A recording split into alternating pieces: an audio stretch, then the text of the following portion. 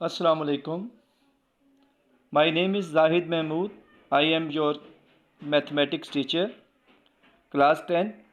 आज हमारी डायरी है exercise 5.5 question number 1, 2 and 3.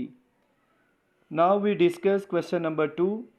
If y is equal to -2, 1, 2, then make two binary relations for y cross y.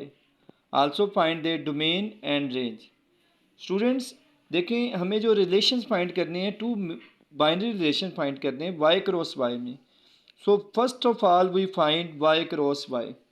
So Y cross Y find out करने के लिए पहले Y आ रहा है तो हम वाई की वैल्यूज लिखेंगे -2, 1, 2। क्रॉस अगेन वाई है तो फिर अगेन वाई की वैल्यू लिखेंगे -2, 1, 2।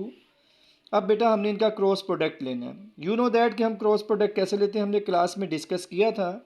मैं अगेन से बता देता हूँ कि पहले सेट की पहली वैल्यू जो होगी -2 है, जैसे इसको दूसरे सेट की तमाम वैल्यूज़ के साथ मिला के लिखेंगे -2, -2, अगेन -2, 1, -2, 2, और इसी तरीके से फिर फर्स्ट सेट की सेकंड वैल्यू लेंगे 1, -2, 1, 1, 1, 2। इसी तरीके से थर्ड वैल्यूज़ को लेंगे 2, -2, 2, 1, 2, 2। तो इस तरीके से बेटा आपने देखा कि इस सेट में 3 एलिमेंट्स थे और इसमें भी 3 एलिमेंट्स थे, तो 3 3 था 9। तो देखें नीचे 9 ऑर्डर पेयर्स बन गए 1, 2, 3, 4, 5, 6, 7, 8, 9। अब स्टूडेंट्स उसने हमें कहा है then make two binary relations. Binary relations को आर से डिनोट करते हैं, तो क्योंकि टू बाइनरी रिलेशन फाइंड करने हैं इसलिए स्टूडेंट्स R1 और R2 हमने नाम रख दिया। अब ये जो 9 ऑर्डर पेयर्स हैं बेटा, इसमें से आप कुछ भी एलिमेंट R1 में ले सकते हैं और कुछ भी एलिमेंट R2 में ले सकते हैं। तो हमने क्या किया कि R1 में फर्स्ट 3 एलिमेंट्स ले लिए और R2 में नेक्स्ट 2 एलिमेंट्स ले लिए और बाकी एलिमेंट हमने स्किप कर दिए।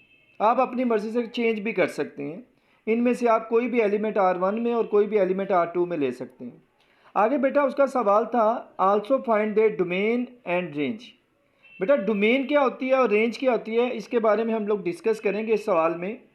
डोमेन देखें डी, अल्फ़ाबेट में डी पहले आता है और रेंज आर बाद में आता है।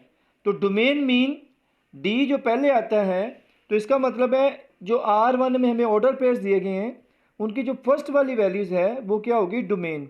सो हम कैसे लिखेंगे डोमेन R1, फर्स्ट में क्या आ रहा -2, -2, -2, यानी कि -2 इसकी डोमेन आ जाएगी, क्योंकि सेट के अंदर कोई वैल्यूज रिपीट हो रही हो तो उसे हम सिंगल टाइम लिखते हैं।